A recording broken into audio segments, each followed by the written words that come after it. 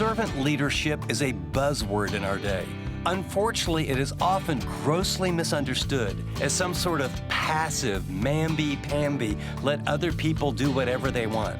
Today, you're going to learn the third aspect of becoming a servant leader. It's called positive ambition, and you don't want to miss it. Thanks for listening to this edition of Living on the Edge with Chip Ingram. Living on the Edge is an international discipleship ministry focused on helping Christians live like Christians. I'm Dave Drury, and in this program we'll wrap up our series, Real Discipleship, How Jesus Chose to Change the World. We really pray Chip's words have impacted you and challenged you to work at becoming a more genuine disciple of Jesus. Now, before we get started, if you're new to Living on the Edge or missed any part of this series, connect with us through the Chip Ingram app.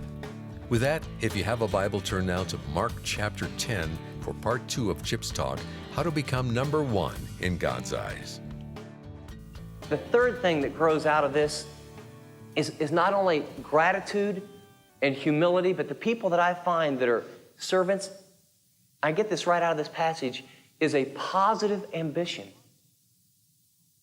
Positive ambition to live a life of impact, to live a life of love, and to live a life of significance. People who really are servants are not going around thinking, oh, I'm not worth anything, I'm not very good, God could never use me. No, what they are, they're grateful, they're humble, and they have this positive ambition. They want to be great. They want their world to change. They want their neighborhood to change, and they're motivated. And all they're asking is, God, how do I channel this motivation? And God says, you want to be great? Yeah. You want to make an impact? Yeah. You want to really love people? Yeah. Serve them. But see, that love and that impact and that positive ambition to do something significant, if humility doesn't precede it, it's just ego in Christian clothes. And if gratitude doesn't precede it, then it's just energized out of the flesh. Do you remember Gandhi? Did you know that at one point in Gandhi's life, he was a very serious student of the Bible, read all through the Gospels, studied the life of Christ, and came to the conclusion that the life of Jesus and the teachings of Jesus were probably the best thing he'd ever read to break down the caste system in India? And he began to investigate Christianity, so he went to, of all places, a Christian church. And so he went to a Christian church, a Bible-teaching church in India. And when he came to the door, he was quite different than the group that was meeting there. And the ushers told him, why don't you leave and find some group that teaches about Jesus that's like you? And Gandhi walked away thinking, apparently the Christians have a class system too, and I might as well find out a different way to break it down. Can you imagine what would happen if those ushers would have said, hey, brother, it doesn't matter what color, doesn't matter the length of the hair, doesn't matter where you're coming from. Tell you what, man, there's level ground at the cross. Can you imagine what could have happened in India? So the first is the heart. The second is the eyes. And what I've observed from people who are great servants is they're very astute observers to the needs and the likes and the dislikes of others. They not only, it flows out of a heart, but they have eyes. When they come into a room, they look at what needs are. They look into people's eyes and situations, and they're always looking what they might need. My tendency is I'm always looking about what I need.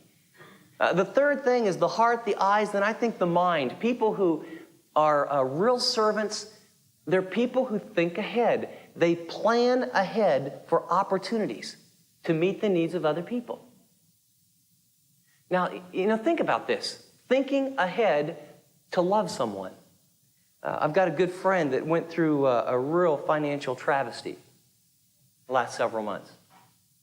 And I got a check in the mail from a guy I don't know very well, to be honest. And make a long story short, he just said, your friend's going through a rough time, and you find out how rough it is, and then you fill in the number, and we want to love him and help him. And I don't know much about all that stuff, and there's a guy on our board who's a banker, and I turned it all over to him and said, you take care of it. And he did a little research and found out that the fella and his wife had a practice at the beginning of the year. They set aside an X amount for an emergency fund in case someone was in some sort of trauma or tragedy or And so when the thing came up, they just said, oh, so this is what God wants to use this for. Now, I got to tell you something. That thought has never occurred to me. Has it to you? But do you see, that's the mind of a servant. It's looking at the people you live with, the people you work with, looking at their habits and their needs, when they get up, when they go to bed, where they're struggling, what they're sharing with you, planning ahead and meeting a need. After the eyes, I think next is have a servant's ears. And you cannot imagine to listen intently, actively, and enthusiastically to people, what that does. See, a servant is more interested in what you have to share with me and what it means in your life. Most conversations go something like this. Hey, boy, I'm really struggling with something. I'm feeling really depressed, and gosh, I don't know. Yeah, I felt depressed last year too. Boy, and I really had a rough time with it. Gosh, how are you doing with it? Yeah, boy, it was happened. My mom was going through some rough times and went through some... What happened? See, in many of our conversations, you know what we do? Someone starts to share a need.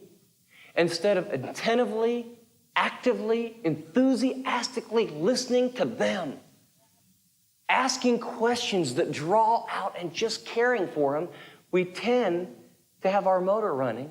We don't really listen. If we ever you ought to chart a family conversation sometime. It's usually like a star-shaped deal where what we do is we just interrupt one another and we use key words to jump off what they said to say what we want to say. Psychological research tells us one of the most powerful means of communication is to listen intently. See, servants listen.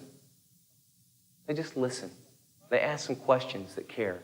So we've got the heart, the mindset of a servant. We've got the eyes that looks for needs. We have the mind that plans ahead. We have the ears that listen. And then with the feet, I think the key here is that you learn to be a servant like you walk. It's just a little at a time. I think often I want to do some big servant thing and say, aha, I served everybody, spend a lot of money or do some big deal. And what I've learned is the people that are really servants are people who realize that being a servant basically has to do with the little things. God will give you chances to serve big, but Luke 16 says, he who is faithful in a very little thing is faithful also in much. And he who is unrighteous in a very little thing is unrighteous also in much. I made a note of some little things that have really made an impact on me. This may not sound like much to you, but several months ago we got an electric blanket. It's really neat. It's a little thing. My wife turns on my side before I get there. It's a little thing, but I like it. When you sit at a restaurant, have you ever thought of where the best view is? And walk in and not make a big deal about it, but just find the seat so the other person gets the best view? See, it's a little thing, but what is it? It reinforces that mindset. Have you ever been in an eating situation, especially buffet style, and realized that there's a lot of people, ain't much food, and just taking a little, not noticeable so everyone can say, oh my, but just kind of wise and astute and think about, have you ever eaten pizza with junior high kids? Whatever they do the opposite, and it's being a servant. I'm dead serious. I've seen them almost claw each other to death the last piece of pizza. One guy's got 9 pizzas in his mouth and he's reaching, for that second piece of pepperoni. This is a guy who did this, and I didn't know what he was doing. He was an old navigator, and old navigators have unusual ways, but he and I were in a men's bathroom. We were on a trip. Guy gets done going to the bathroom, and I'm thinking, hey, man, what are you doing? And he said, I'm cleaning this off. So you cleaning what off? He said, can you believe how people leave this for the next person? He took a paper towel, a couple dry paper towels, and wiped off the seat. He went over to the sink. It took him about 20 seconds max. And that bathroom was 100% better than when we came in. And he said, so-and-so discipled me, and I guess I've always learned from watching his life, a disciple always leaves something better than he found it. And he said, I don't have to know the next person's going to sit on that seat. And yet, see, it's not a big thing, is it? But see, the key to being a servant is starting to think that way. Well, that's the feet, the little things. And then finally, the last part here is the back. And what I mean by this is that a real servant looks for pats on the back from God, not from others. And that means they don't get ticked off when they don't get credit. And they don't get ticked off when they get treated like a servant. The heart is the mindset. The eyes are being observant. The mind is planning ahead. The ears is listening.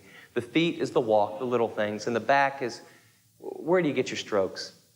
Now, real quickly on how to serve wisely, here's the axiom, and then I want to give you 3 quick points on it. The axiom is you and I must be willing to do any job at any time. There's nothing below us. The axiom is you do whatever, anytime that needs to be done that God tells you to do. With that said, as a general rule, you need to serve out of your strengths. You need to do enough of everything to keep your humility intact. But as a general rule, serve out of your strengths. See, sometimes I think servanthood and lowliness, or servanthood and menial task, get so tied together that a lot of people have some really skewed ideas about being a servant. You need to minister the great majority, 80 plus, 85% of your time out of your strengths so that you can make the greatest contribution. I remember Dr. Rodmacher one morning talking to us about being a servant, and it really bothered him. He walked by his office, and there was a lot of weeds, and he had about 150 papers that needed to be graded and some important meetings, and he just couldn't resist, took off his jacket, and he's pulling weeds, and gets carried away. About an hour later, the students are showing up for class, and one of the students sarcastically said, "Oh gosh, will this have more eternal impact for us, Prof, than you giving me feedback on my paper that's not back to me yet?" Now, does a guy need to be willing to weed a garden? You bet. Does the president of a seminary need to spend his time weeding a garden rather than doing the things that only he can do? No. See, you've got to ask, where can you make the greatest contribution in the body of Christ? What can you do that no one else can do, or what can you do that no one else is willing to do? And that's where you serve. Serve out of your strengths. The second thing you need to do is serve out of your passions and your gifts. And this is that God has made you with a design, that He's given you a gift mix, that He's given you past experiences, that He's given you a desire to do some things. So serve in a way that is according to your design. Being willing to do anything, but you do what's on your heart. You do what you're good at. I meet a lot of people that have the warped idea that if it's fun and enjoyable and you feel energized and God is using you and you feel real joy inside, well, that's obviously not God's will. I wonder what else I should do. God's will's got to be hard and tough and rigorous and not very fun and sacrificial and Parents, what kind of people do you want serving your kids? I want energetic people who think this is, those people want to work with adults, let them, and they're missing it, right? We're where the action is. Out of your strengths, out of your gifts, out of your passions. The final thing is minister out of your overflow instead of out of your overload. And here's where what I'd really like to say is I'm concerned probably about you because I feel like some of us haven't set a good example in recent months, is that service for Jesus Christ primarily should be an overflow of the rich experience you're having with Him, the rich experience with brothers and sisters in Christ, the rich experience with family, and so that with energy and zeal and joy, you have made very hard priority decisions, and that your life is not filled with hurry and stress and push. It's funny, Jesus accomplished more than any man who ever lived, but He never hurried. He never hurried. And what I'm talking about here is self-care. Not selfishness, but self-care. Recharging your battery. Not burning it at both ends. I just came to a realization after conning myself for several months that I was preaching a better game than I was living. All of you have been there. You push and you push, and just after this one more thing, just after this one more thing, just after this one more thing. And, you have those times where you sing a chorus, and for no reason you can feel the tears swelling up. that tells you you're near the, I mean, if it's positive emotion, that's great. But when you're kind of burned out, and when someone says, my dog, we named it Fred, you go, oh gosh, man, that kind of gets me right here. You understand what I'm saying? And then you get up and half of your quiet time is spent asking God for the energy to look at life the right way because you just feel like you're fighting depression all the time. Those are signs of burnout. Those are signs of just push, push, push. And what I realize, you got a great self-care. Ask yourself, are you ministering and ministering without quality filling the spiritual tank? Quiet, quality time with God? Are you filling the emotional tank? Are you laughing? Are you having some fun? Is every night booked up? Or are you with some people you're enjoying and kicking back and relaxing with? The social tank, are you getting that filled up? And then, physically, I don't know what it is about, especially us evangelicals, the body is the temple of God, but gee whiz, the way we eat and the way we don't exercise and the way we don't take care of it, you think we don't believe it. If you don't take care of your body, it's His temple. All you're doing is saying, I want to be a sprinter, but I don't want to serve for the marathon. Because they tell us about 45 to 55, you're going to go down with a heart attack, man, or with colon cancer. And ladies, if you don't take care of yourselves, they tell us other stuff happens to you. And see, we got to start taking care of ourselves in such a quality way that we come to serve with overflow and energy and with some passion and with some zeal rather than, I hope I get this done. Or praying right up to the edge, oh, we made it. And then you take a breather and then you go at it again. Well, let's close it out with some evaluating questions. On the back it says, where and how do I seek significance? I'd like to ask you to do a little meditation. Who are you trying to please? That's a penetrating one. If you really want to find out where you're trying to find your significance, ask, who are you trying to please? Who are you trying to impress? Apostle Paul said, if I wouldn't be a bondservant of Christ if I were still trying to please people. You get a hold of that, you'll get liberated. I've got a hold of it and lost it about a dozen times in my life. But ask and answer the question, where are you seeking your significance? Second question is, how well am I serving? Where's your mindset under pressure? Under pressure, do you find yourself asking, how am I doing? What's going on with me? Are you observant?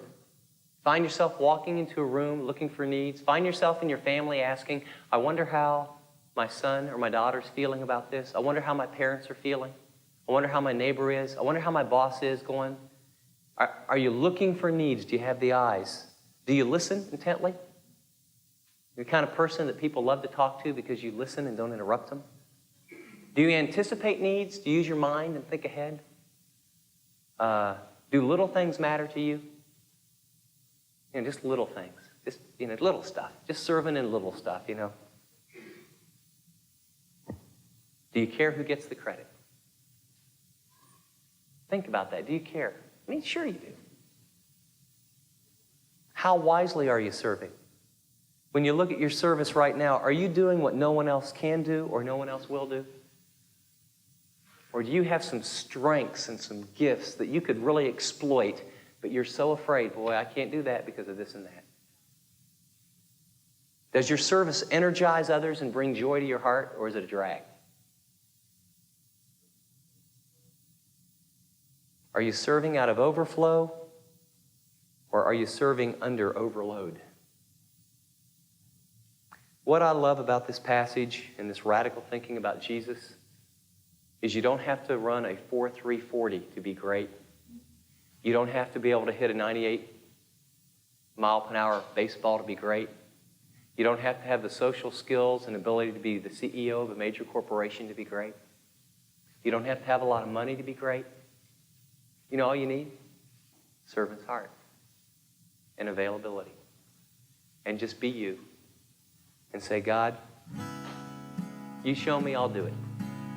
And if you'll do that, He says, you're number one. You're number one. And you're great. And God's pleased with you. Chip will be right back with his application for this message, How to Become Number One in God's Eyes, from his series, Real Discipleship. In recent times, it seems like more and more Christians are falling into the traps of hypocrisy, scandal, and corruption. So how can we change that? In this series, Chip reveals that it comes down to two words: real disciples. As he teaches through Mark chapter 6 through 10, he shares how we can authentically follow after Jesus and avoid the obstacles and distractions that so easily entangle us. Don't miss how genuine disciples of Christ can radically change our world.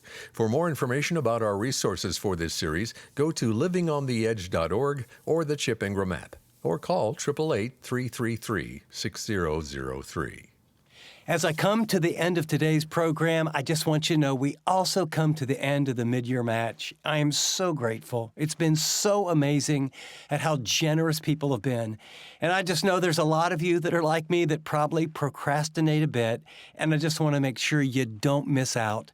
Thanks to some very generous donors, every dollar given up till midnight tonight is going to be doubled dollar for dollar. Thanks so much for praying, for turning those good intentions into actions. I'm so thrilled at what God is doing, what He's going to do.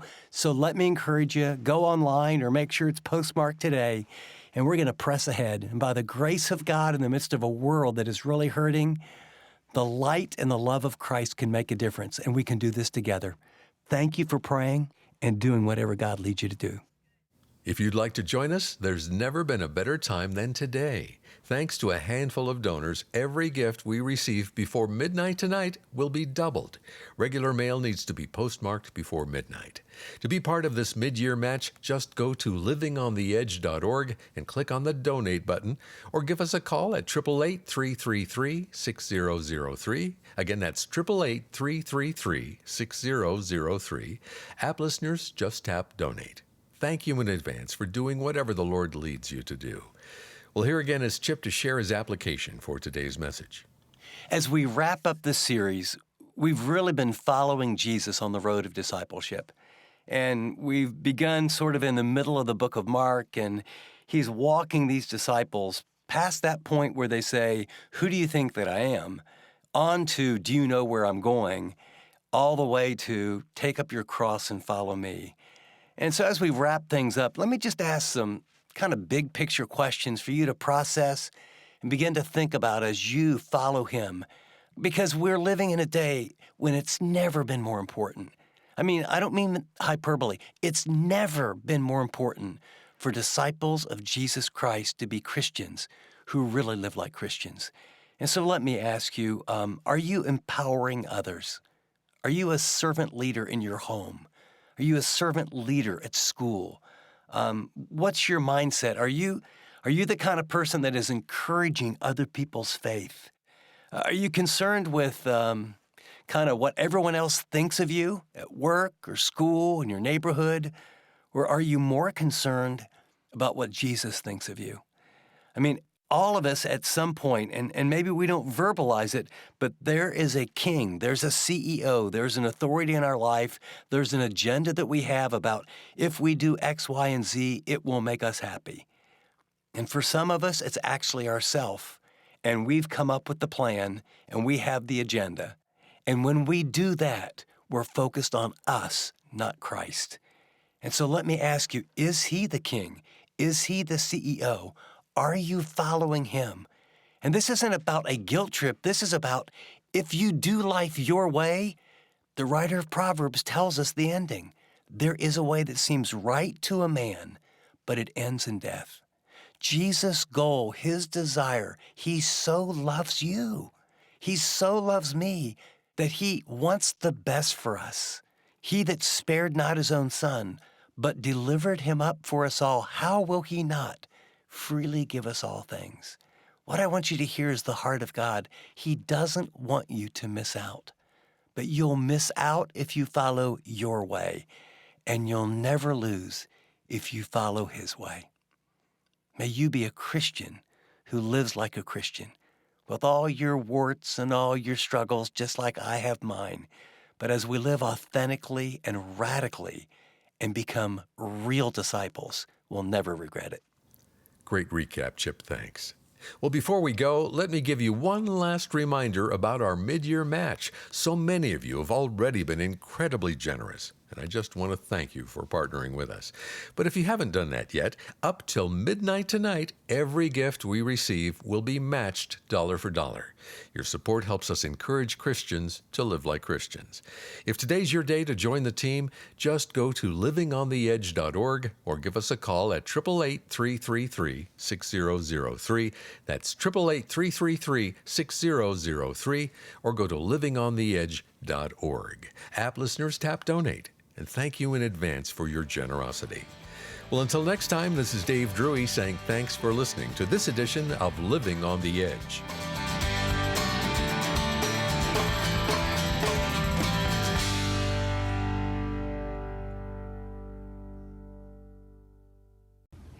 Thanks so much for watching this video. If you'd like to watch more content like this, click and subscribe here to our channel.